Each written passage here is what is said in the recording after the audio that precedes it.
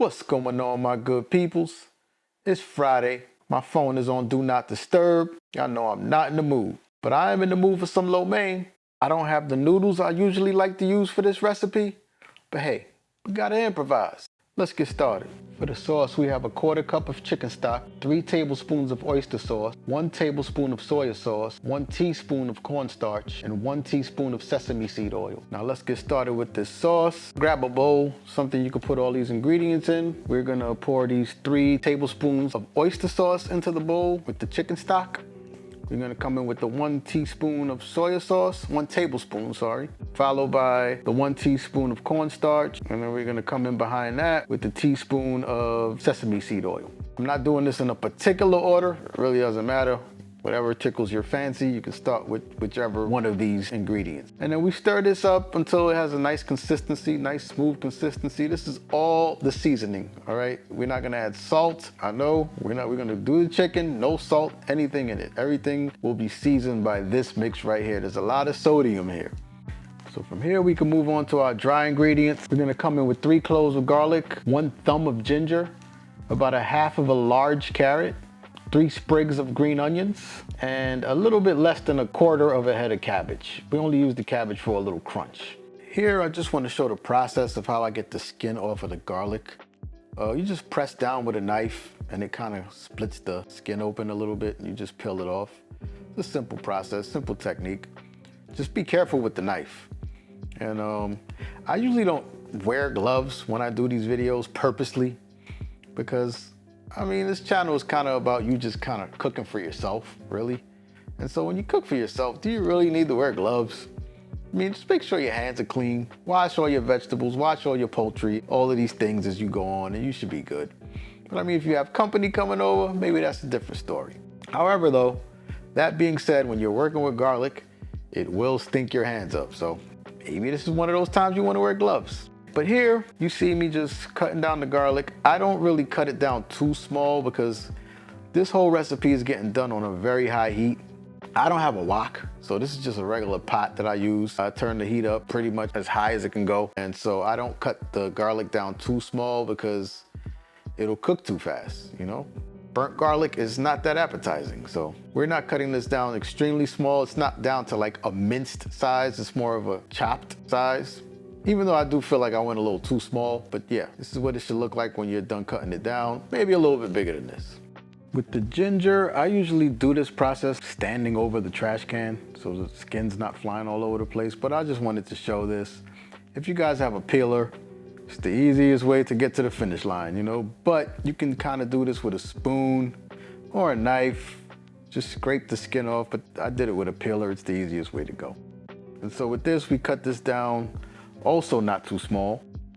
As you can see, actually, I'm keeping this a little bit bigger than the garlic because again, all of these things are going on very high heat and they will cook very fast. So you don't want to burn them. From here, we go to the carrots. Now, I don't have the greatest knife. And so you want to kind of try to cut these into matchsticks. Actually, you don't want to try to do this. This is just what I like to do. But I guess you can cut your carrots up however you think they should be cut. I really don't have a clear-cut directions on how you should do this. Me, I like to cut them kind of like in matchsticks because that's how I learned how to make this recipe. And I just try to stay true to it. There's a way better technique to getting these carrots cut down to the consistency I'm looking for. However, I can never get it right. So I just take my time. It takes me like freaking 10 minutes to get them down here to the way that I like them. Just think of matchsticks. I guess cut it in like flat pieces. And then just keep slicing the long way until you get to this matchstick type of consistency. Very hard for me to explain, but there's way more than enough tutorials on YouTube. I just feel like I never have a big enough carrot to do it the right way. It's just hard for me, I guess in my area, to just find like very large carrots. So I'm always working with kind of like medium-sized carrots. But as you can see here, this is what I was trying to get to. I do the best I can. So we're just gonna move on to the green onions. This will get used last in the dish when the dish is done. We don't put this in while it's cooking or anything, all right? It's kind of like a garnish when everything's done. Throw the green onions on it, mix it up.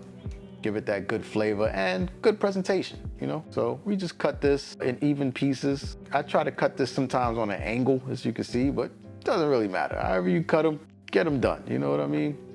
I usually use the green part of the green onion, because there is like a hard part that I really don't like because it's a very strong oniony taste. So I don't use that part of it. And here, as you can see, I'm going in with like a quarter head of a cabbage. We just use this cabbage for some crunch.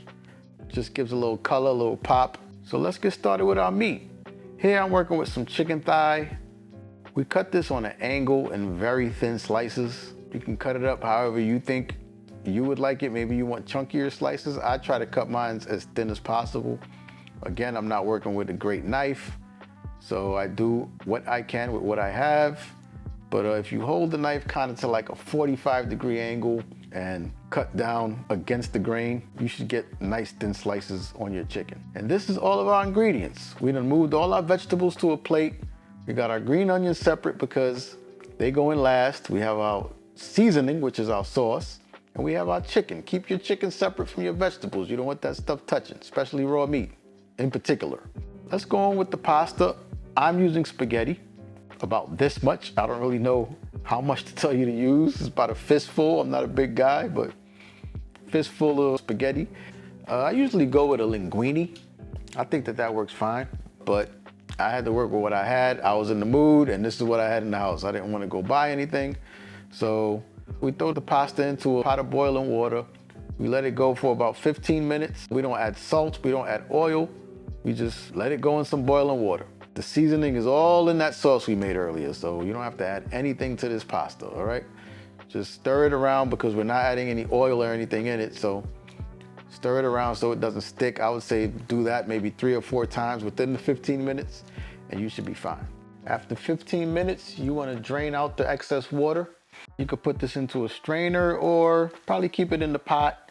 Get rid of that excess water after the 15-minute mark so it can kind of stop cooking, and set it to the side because we're going to throw this back into the pot with our chicken and our vegetables and everything else to bring the dish on home. All right, so to a large pot, we're going to come in with 2 tablespoons of vegetable oil on high heat. All right, you can use a wok. If you have a wok, that's even better. Let the oil get very hot before we start with this. All right, everything's going to go very fast. So let's come in with the garlic and ginger. Let's get that going. And the thing about high heat, man, is you can't let things get too stagnant. Stir it around, keep it moving, because if it stays too stagnant, that's when it burns fast. As you can see, it's changing color very fast. So give this about 30 seconds to a minute, and then we're gonna follow this up with the chicken. All right, now I'm telling you to do high heat, but in all honesty, I didn't even go high. You know what I mean? I didn't go as high as I should have. And I felt like the chicken was getting a little soupy. You know, it's making a lot of juice, making a lot of water, and that's due to probably not being in a high enough heat. So don't do as I do, do as I say. I'm telling you the right way, all right? And another mistake I made here is you're gonna see that I come in with the pasta where I should have came in with the vegetables. All right, so just grabbed the wrong thing. I was going with the flow. Everything was cooking kind of fast. I didn't want it to burn. So I didn't give it too much thought, but you should follow up with the vegetables after the chicken, all right? But get your chicken to a place where it's about 60% cooked. That means you don't see a whole lot of pink, and that's when you follow up with the vegetables. So I dropped that pasta in, again, where the vegetables should have been, but it's all good. We mixed that up, get everything all nice and combined. I'll say give that about a minute, you know, because again, this is where your vegetables should be. I don't want to be confusing you guys, but yeah, you give it about a minute, and come in with your pasta. But I did the reverse. So here's where I come in with the vegetables, and they didn't cook down the way I wanted them to, again, because they're not really touching the pot the way they should be. Right now it's just kind of just mixing up with the pasta, but it's all good. It all came together nonetheless. I like to show these things because I could have just made the video over the right way, right? But sometimes you're gonna just be faced with challenges when cooking that it's like, all right, man, you want me to scrap it? Like, it still came out very fine. You just keep on going. The show must go on. It's not the end of the world, all right? Once all your vegetables, your pasta, your chicken, everything's all nicely mixed up and combined, it's time to grab that sauce we made earlier, that seasoning. So mix it up. It's been sitting for a while, right? So things probably settled. Get it all nicely mixed and then drop it in there. And I know people's probably saying, man, this thing has to be bland as hell. No, no, no, it's not. Because think about it, man. There's chicken stock, there's salt in there. There's soy sauce, has salt. There's oyster sauce, has salt. So this is a very salty mix that you're putting into this, all right? But by the time it's all mixed up and combined and you know what I mean, everything balances out, it tastes perfectly fine. It's not too much salt, not too little salt. I think it's just right, at least for my palate. Maybe you may want more salt. But for me, I think it's good, man. So you get everything all mixed up. As you can see, we're getting that lo mein look. Again, this is not the pasta that I usually like to use when I make this dish. But with that said, man, this is pretty much done, man. Pretty quick, pretty simple meal. And on that note, it's time to plate. It's time to eat. Despite some of the mishaps, like I came in throwing things in there in kind of like the wrong order. You know, I came in with the pasta where I should have came in with the vegetables. And I'm using spaghetti as opposed to linguine, which is how I usually do it. But it still came out good. You gotta improvise, you know? But this dish right here, man, this is one that actually gets requested for me to make by some of my close friends. So it's a good one, man. Give it a try. On that note, please like, please share, please subscribe. Love.